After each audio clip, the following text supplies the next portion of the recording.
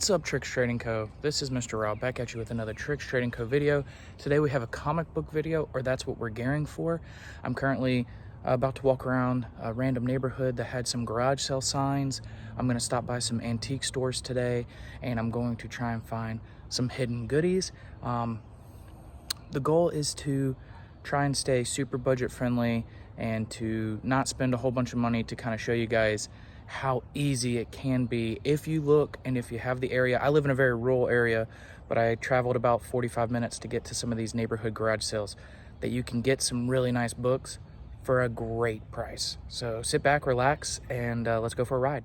All right, back down in the lower view. Hello guys, how are y'all? So this was kind of the haul today. So we were successful. I did not film any at the people's houses or any of the actual garage. I don't know. I'm kind of a little bit of a privacy freak myself, and I don't really like invading privacy. Also, it was my first time out there doing anything like that, so I felt kind of uncomfortable just whipping out my camera and, you know, filming everything and filming conversation. I don't know. People do it. It's for some people. It's not for some people. But this is the big stack we got. Nothing super crazy except for the last couple books. I would say I would put in the super crazy category. One of them actually is one that has been on my list for, bumped the camera. One that has been on my list for quite a while, believe it or not. So we did find that. Now that was full transparency.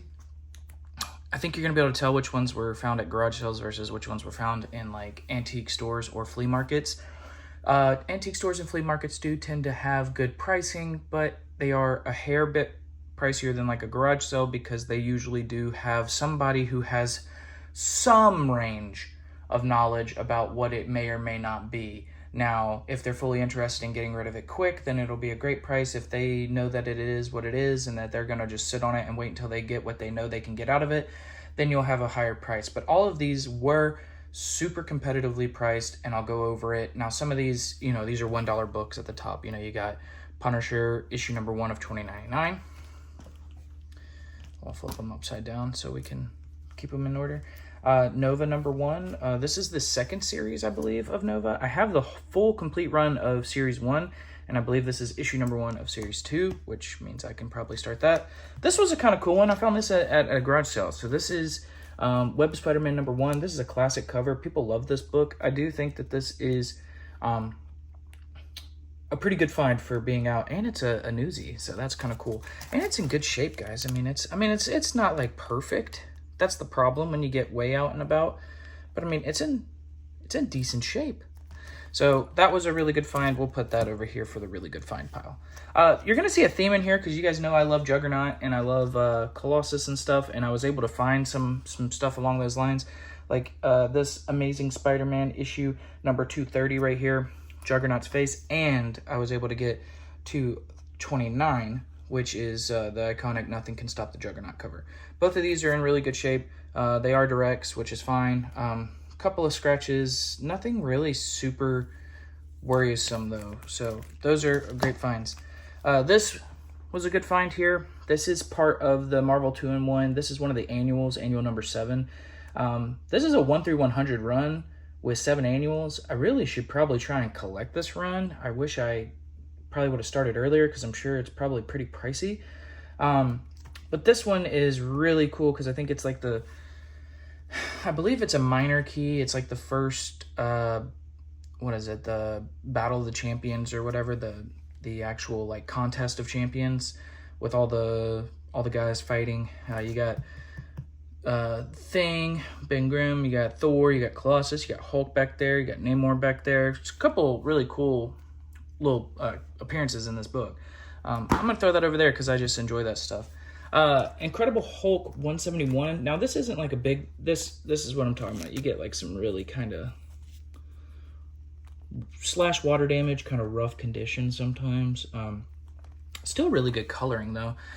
This has, I just liked that it had Rhino in the back right there saying, "Or die." Super cool. I've actually owned this book before. I don't know what happened to it, but I own it again. So there we go. And then classic Juggernaut and Hulk cover. Super cool, 172. two of my favorite, one of my favorite good guys, along with Colossus, and then probably my absolute favorite bad guy is Juggernaut. Sometimes good guy. They're trying to swing him around. I did actually double up on this. I do have this somewhere else, but I couldn't remember. I didn't have it logged, but these are I'll just show all three. These are like kind of like retold stories and like Hulk and Wolverine fights. They're not really facsimiles, but I guess they're like reprints essentially, but with different artwork and different artists. Sometimes combined stories. Like I think this has 180 and 181 in it. I believe this also is something similar. But still, very cool books. I love anything Hulk and Wolverine fighting. It's one of my favorites. That's why 340 is pretty high on my Hulk 340 is pretty high on my list of favorite books in my collection, because I was very excited when I was able to find it. But yeah, so you got Marvel Comics presents Wolverine versus the Incredible Hulk. You got Wolverine Battle the Incredible Hulk, and then Incredible Hulk and Wolverine issue number 1. And this one's probably my favorite. All right, moving on. These are, I think the rest of these are, the rest of these were found at antique stores. So this was all like, actually had to go through some short boxes and stuff, but I was able to get some good deals. So you have issue 1, 2, and 3. I couldn't find any more of X-Force, which you have like the second appearance of Deadpool. You got a cool Juggernaut cover, and this is in a poly bag, which I thought was really cool. I actually have X-Force 1, I just don't have it in a poly bag, so why not? But yeah, I found 1, 2, and 3, and I thought it would be cool to just grab those. For now, eventually I will try and complete this run, I suppose. Here we go. So X-Men 183. This is actually Juggernaut and Colossus fighting on the front cover in civilian clothing. You got our onlookers in the background. Looks like a little bit of Nightcrawler and Wolverine back there. But super, super cool, crispy cover. This was the quality gets a little better with the exception of a couple of books, but because they are, like I said, they somewhat know what they have in their collection. So that's a cool book. This is really cool. This is Juggernaut issue number 32. Or, sorry. This is the X-Men issue number 32. This, I believe, is the third appearance of Juggernaut in comics. Back when he still looked interesting. But this is my favorite version of him. So, and it's a very, anytime you can get an old Juggy comic, it's nice.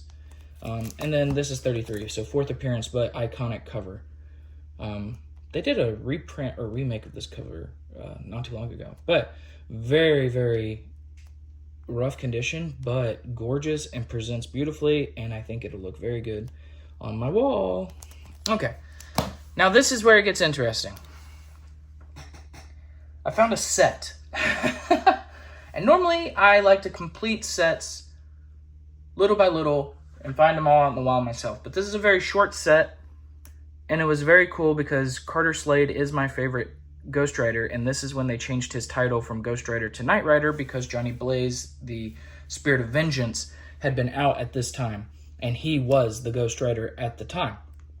So they switched Carter Slade over to Knight Rider, who later became Phantom Rider, who went back to Ghost Rider. I mean, I don't know. They kind of played with Carter Slade for a little bit until he was killed. But this is Knight Rider. This is the 70s run. I think it's like 72 or 73.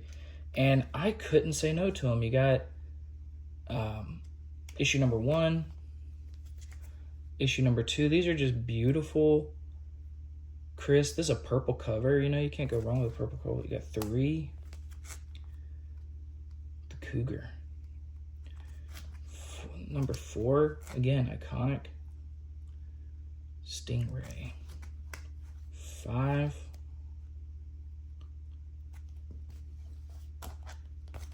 And 6. Super cool to find a full set, not gonna lie. And of one of my favorite heroes, Carter Slade. More of a Western cowboy, you know what I mean?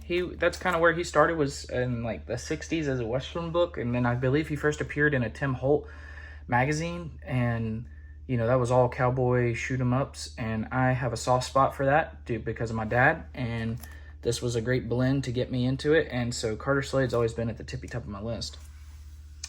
We'll put these over there because those are nice. This is actually a dream book of mine. This is X-Men 102, this is the first time Colossus and Juggernaut have a fight in comics. I believe it's also the origin of Storm, which is cool. But, got Nightcrawler in the background. It's cool too. But just iconic cover, classic fight scene. You know me, guys, I collect a lot of the fighting covers. You know, I have the Fantastic Four Hulk Thing cover. I have the Iron Man Doom cover. I have a couple of Wolverine Hulk covers. You know, and I have a bunch of Juggernaut Hulk or Juggernaut Colossus covers. I just enjoy the combat covers. I think it's where it's at for me.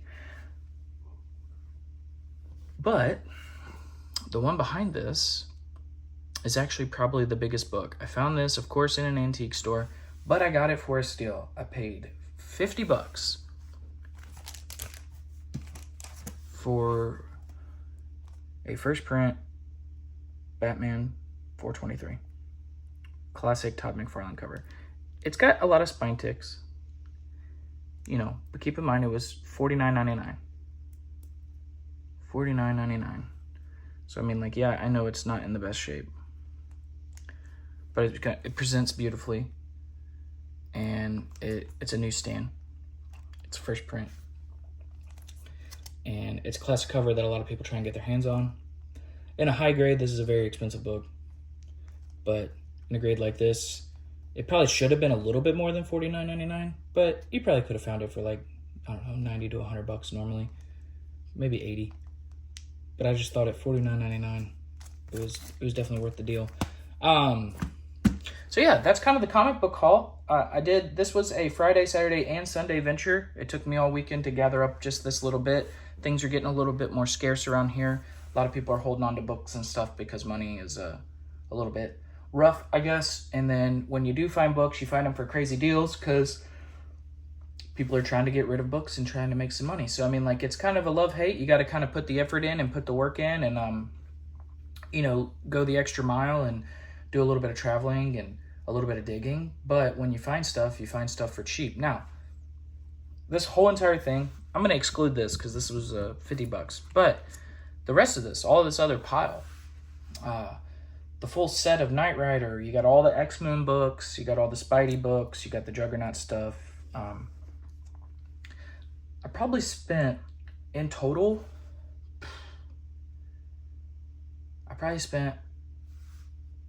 $150, and then if you add the Batman 423 in, $200. Now that sounds like a lot for a lot of people, but you got to take a look at what I got. A lot of these are considered, you know, very, very solid keys. You know, $20 books, $50 books, $100 books for a lot of people.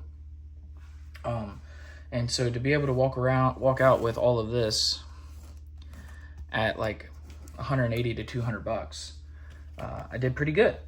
And if you know your comic book pricing, then you know that I did pretty good. If you don't, then that probably sounds like a crazy expensive number to you. And all I do is just encourage you to, you know, keep digging into it and keep learning and keep trying to figure out the good deals and the bad deals, because I feel like I walked away with a pretty good deal. I mean, I would have liked to spend less than that, of course, everybody would have, but in the grand scheme of things, 200 bucks is not bad for everything we got. We got a lot. Yeah. So that's pretty much it for the comic book haul. I'm going to organize these and catalog them away into the collection. Maybe switch out some of the books on the shelf and make it look a little bit fresh and new in here.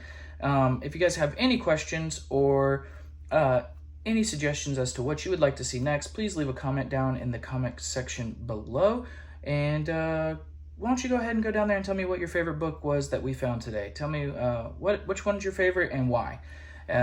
Without further ado, this has been Tricks Trading Co. with another Tricks Trading Co. video.